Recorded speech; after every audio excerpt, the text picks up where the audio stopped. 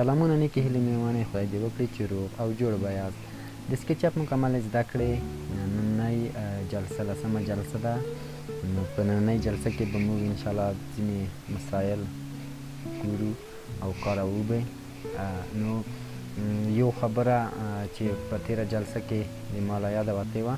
هغه دا وه چې موږ په یو حالت کې 2 کورسونه را پیل کړي دي نو ځینې وخت د ما نه په هغو ویلو کې یا په تلفظ کې اشتباه کېږي یعنې ځینې وخت موږ د سکیچ اپ کوم درس چې دی مخته یې وړو یا یې سختي وو نو د فوتوشاپ نوم واخیستل شي ځینې وخت په فوتوشاپ کې بیا د سکیچ اپ نوم واخیستل شي نو دا ستونزه ده چې موږ په یو حالت کې 2 کورسونه په مخ وړو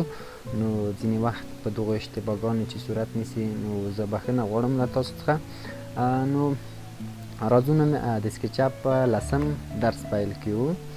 که چېرته د موږ چینل ته تاسو نوي راغلي یاست نو زموږ چینل در سره سبسکرایب کړئ تر څو پورې زموږ له نورو زده کړو څخه په خپل وخت خبر شئ ځکه موږ چې یو پروګرام را پیل کړو نو 0 تر 100 پورې موږ هغه پروګرام تدریس کوو د هر پروګرام اساسات موږ په لومړي سر کې اولیت یې اساساتو ته موږ ورکوو او وروسته کوشش کړو چې لوړو سطحو د پروګرام مربوط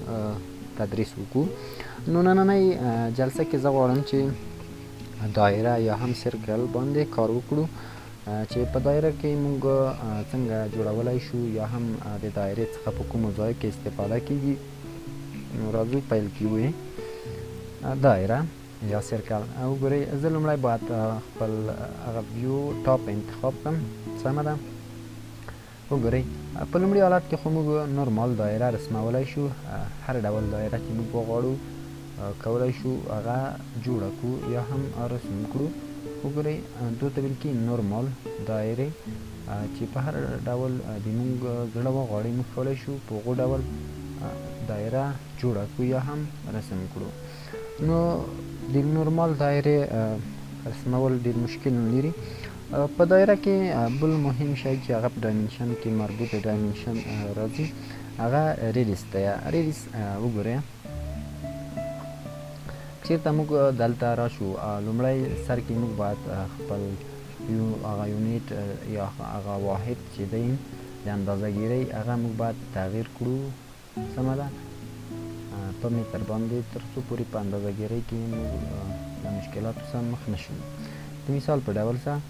وګورئ زه چې څنګه کلیک وکړم په ډایمنشن کې هلته یو بل آپشن اضافه کېږي چې هغه ته ویل کېږي ریډیس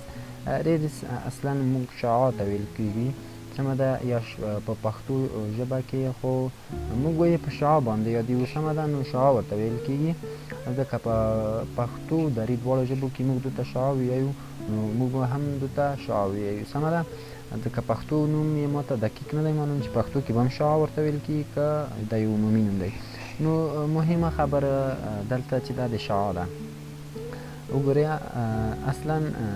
که موږ هرې دایرې باندې کلیک وکړو هلته د هغوی یو شعاع شتون لري سمه ده چې موږ د شعاع تعریف هم لوستی و چې د یوه نقطه ده چې یا د دایرې یوه مرکزي نقطه ده چې د شاوخوا محیط ته یو ډول فاصله ولري سمه ده هغو ته موږ شعاع ویلي وو نو وګورئ که زه چېرته دلته یو دایره رسمول وغواړم دلته کومه شعاع چې تاسو وینئ یو ډول اندازهګیرۍ کېږي په متر باندې نو د مثال په ډول سره وګورئ زه غواړم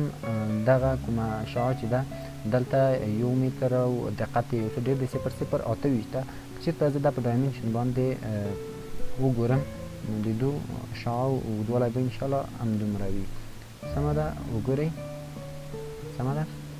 دلته شعاع څو وه د دو دایرې شعاع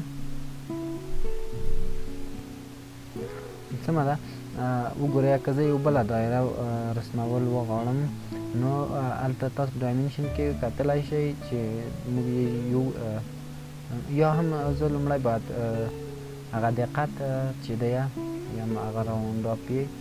یو څه راښکته کړم دغې اندازې ته سمه ده وګورئ مثلا زه غواړم 1 متر شعاع ده باید ولري 1.1 اوس که چېرته زه په ډایمنشن باندې دغه شعاع تر دغو دایرې محیطه پورې اندازه کړمه وګورئ هغلته هم 1 متر او 1 وه او دلته هم 1 متر 1 ده نو شعاع په د دایرې په رسمولو کې موږ ته مهمه ده چې په اندازه یې کړو، ځکه د دایرې د اندازه کولو یوازینی آله چې ده یا یوازینی واحد چې دی هغه په شعاع باندې موږ اندازه کولی شو، چې موږ کولی شو مختلف ډیزاینونه یا مختلف شکلونه د دایرو په ذریعه باندې موږ جوړ کړو. وګورئ په دایرو کې اصلا د تیر په څیر باندې موږ د دایرې کې د دایرې د رسمولو لپاره د دایرو د جوړولو لپاره د ایروکیز څخه استفاده کوو. سمه ده. وګورئ که زه چېرته وغواړم چې دلته مختلف دایرې جوړې کړم، یعنی تابع د پورته خواته دغو لاین وي یا هم د دغو الکس وي یا هم د دغو اکسیز وي. سمه ده. وګورئ زه غواړم چې یوه دایره دلته جوړه کړم، خو چې څنګه زه مخکې له دې چې کلیک وکړم زه د خپلو ایروکي څخه استفاده کړم. وګورئ شین خط تابع د دو دی چې مخ یې کوم طرف ته دی، زموږ خواته یا د دغو خط تابع ګرځي. وګورئ په دې ډول څه. سمه ده. اوکې. او که چېرته غواړم چې تابع د دو سور خط وي، سمه ده، زه راځم دایرې ته، مخکې له دې نه چې کلیک وکړم زه سور خط دلته سلیکټ کوم. وګورئ لیفت کومه چې ښي طرف ته ایروکي ده په هغو باندې زه کلیک کړم. وګورئ دو هغه کوم ډایرکشن چې دی هغه تابع د دغو سور خط دی. که چېرته غواړو چې پورته خواته یې کړو نو خو ډېر اسانه دی، هغو ته نارمل دایره هم وکړو ویلی شو په سکیچپ کې. نو وګورئ زه غواړم چې یو شکل دلته تاسو ته جوړ کړم چې موږ دایرې د دې دایرې نه څنګه استفاده کولی شو. په دوهم قدم کې وروسته به هغو خبرې ته زه یوه یادونه وکړم. سمه ده. لومړی غواړم چې دغه شکل چې دی زه ده جوړ کړم یا هم ډیزاین کړم. وګورئ اندازه ګیري ډېره مهمه ده. سمه ده. که چېرته غواړو دغو او د دغو دایرو ترمنځ موږ فاصله مراعات کړو، د مثال په ډول زه غواړم چې یوه بله دایره دلته جوړه کړم خو په مرکز د دغو دایرې کې. وګورئ زه لومړی دا دایره جوړوم، په دې ډول مرکز د دایرې پیدا کړم. د دغو دواړو دایرې ترمنځ به فاصله موږ اندازه کوو. د مثال په ډول هغه کومه دایره چې وه اوکې زه یوه دایره جوړوم تر څو پورې موږ وکولی شو دغو بلې دایرې اندازه معلومه کړو. زه غواړم دا 5 متره کمه. سمه ده. شعاع په دې ډول څه 5.1 غواړم چې 1 متر یا هم نیم متر په هغو کې فاصله راوشي. که نیم متر فاصله درولم دا زه باید 4.5 کړم. نو زه غواړم چې 1 متر فاصله په دو کې راولم، یعنی فکس 4 کړم. بیا 4.1 ځکه هغه یو واحد موږ اضافه کړی وه. په دې ډول یو څه زومین کوو یې تر څو پورې موږ ته په اندازه نیونه کې یو څه اسانتیا راشي. په دې ډول څه وګورئ 1.2 ښه په دو کې هماغومره شوله، صرف یو واحد تغییر. نو په دو کې موږ 1 متر کمی وو چې 3 متره شي. سمه ده. په دې ډول څه زه غواړم 3 متره کوم دایره چې ده هغو ته شعاع ورکړم. نو دا مسایل د هندسي او د انجینرۍ مربوط دي. سمه ده. نو هغو ته یو څه ډېر مهم دي. نو موږ که ډېر هغه فوکس په دو باندې وکړو نو بیا د خپل اساسي درس نه شاته پاتې کېږو. په همدغه اندازه زه غواړم دا هم انتخاب کړم په 2 مترو کې. اوکې 4. سمه ده. وګورئ موږ یو شکل یا یوه دایره جوړه کړله چې موږ غواړو د دونه یو آبجکټ جوړ کړو یا هم د دونه یو موډل جوړ کړو، 3D موډل د دونه جوړ کړو. نو راځو د کوم پوش او پول آپشن چې موږ تېر وخت ویلی و د هغو نه استفاده کړو. سمه ده. په دې ډول اوکې په دې ډول یعنې کولی شئ تاسو دلته کومه اندازه چې ده لوړوالی مهم دی چې باید په یوه اندازه وي. او موږ یې هغه اندازه صرف نظر کې وو. سمه ده. ځکه چې د وخت ضایع نه شي نو تاسو به حتما اندازه درته په نظر کې نیسئ. نو وګورئ کولی شئ دلته مختلف استفادهونه وکړئ. د مثال په ډول څه که دا موږ یو شکل فرض کړو. سمه ده. په دې ډول څه اوکې وګورئ اوکې موږ سلیکشن نه دی سم ترسره کړی. اوکې راځو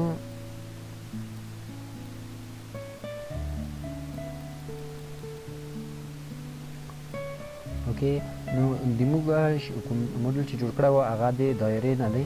نو په دایره باندې موږ دغه عملیه نشو ترسره کولی ځکه هغه چې د سموت دلته یو څو سموتونه موجود دي سمه ده نو د سموت د له منځه وړلو طریقه وروسته انشاءالله په درسونو کې را روانه ده یا به په ننني درس کې ورته یادونه وکړو نو کولی شو نور مختلف تغییرات په دغه شکل کې راوړو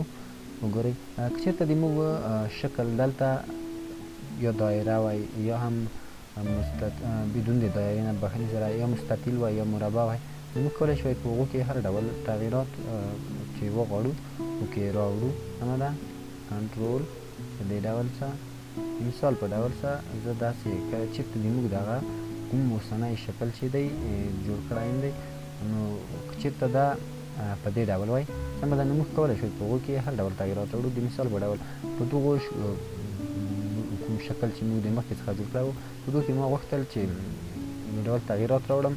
په دې ډول څه چې غواړم اوس په دغو شکل کې راوړم د مثال په ډول څه ما غوښتل چې دلته یو بل نقطه هم د دونه را بهر کړو په دې ډول څه نو په دایره کې موږ نشو کولی چې دغه کار وکړو ځکه دایره یو ډول ګرد شکل دی که چېرته موږ اوس مثلا وغواړو چې دغه کومه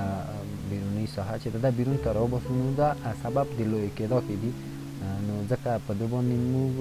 ډیسیبل شوي یو سمه ده په دې باندې موږ کار نشو کړلی نو دم یو شکل و یا یو موډل و 3D چې موږ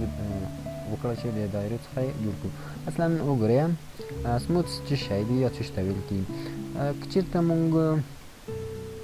راشو یو دایره واخلو په دې ډول څه وګورئ سمه ده که چېرته موږ زوم کړو وګورئ اصلا دایره په دې ډول نه ده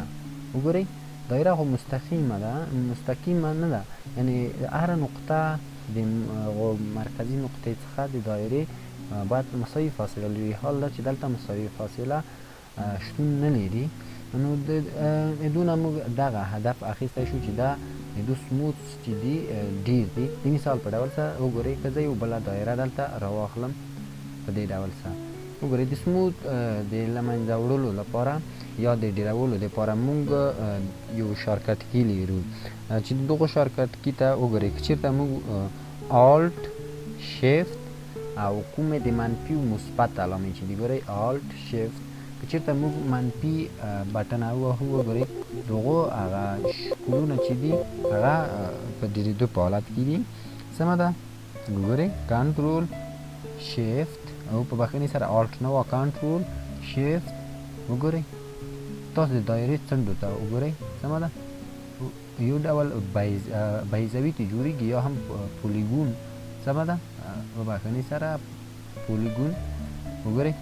نو آخري نقطه چې دغو نه جوړېدی شي هغه مثلث دی ته دو ښکته موږ نشو کولی چې د دو زولې چې کومې دي هغو کې کمبود راویلو سمه ده نو آخري وروستۍ نقطه ځکه د څوزولي تعریف هم همدغه شی دی که چېرته موږ هغه هندسې ته ورشو سمه ده نو وګورئ کنټرول شیفت پلاس کولی شو دا که ډېر موږ ډېر یې پلاس پلاس کړو نو د موږ دایره بیخي نوره مستقیم حالت ته راوړي په دې ډول سمه ده چې آخري اندازه یې 1.50 ده یعنې 1.50 زولې دلته اوس هم شتون لري سمه ده نو په دغه اندازه باندې موږ کولی شو دغه سموت یا کومې زولې چې دي دغو ډېرې کړو او یا یې هم ورته کمې کړو په درېیم قدم کې غواړم چې په پولیګون باندې خبره وکړم یا څو زولي باندې سمه ده نو پولیګون اصلا څو زولي ته ویل کېږي وګورئ موږ دلته لرو پولیګون سمه ده دلته موږ کولی شو دا په دې ډول باندې رسم کړو حال دا چې موږ کولی شو د یعنې که چېرته موږ وغواړو چې دغو ته دا کومې زولې چې دي یو څه یې ډېرې کړو یا یې کم یې کړو کولی شو له دایرې څخه استفاده وکړو وګورئ که چېرته موږ په نورمال حالت کې وو د دو اصلا زولې کمې دي سمه ده نو که چېرته اوس موږ وغواړو چې د دغو نه یو څو زولې زیاتې یا یې کمې ورکړو نو کولی شو موږ د دایرې څخه هم استفاده وکړو د مثال په ډول بېرته راځم سرکل ته انتخابوم یې غواړم مثلا دا شپږ دي غواړم تر دونه یم ښکته کړم کنټرول شیفت ماینس په دې ډول وګورئ اوسنی شکل چې دی دغه شکل دی. خو که چېرته اوس اوس ولیدي سمه ده، که چېرته زه وغواړم که موایم شم تاسې په ډایرکشن په کوم ډایمنشن چې دی هلته تاسې کتلی شئ د هغو شمېر وګورئ چې د ډېرېدو کمېدو په حالت کې دی کولی شئ د سرک کومه اندازه ده هغلته هم تاسو دا وګورئ چې آخري اندازه یې 3 زولي ده. سمه ده. نو تر اوسه پورې د موږ د سکیچپ اساسات دي، نو ځکه موږ نه غواړو چې یو ډول اوس د پروژو په ډیزاین باندې فایل وکړو، خو بیا هم کوم ډیزاینونه چې د موږ د درس مربوط کیږي او هغه هم ویلي دي نو انشاءالله په هغو باندې موږ کار کوو. نو دغه و د موږ د نننۍ 11مې جلسې درس. نو تر بلې او راتلونکې جلسې پورې تاسې په پاک خدای سپارم ښې شېبې ښې چارې ولرئ.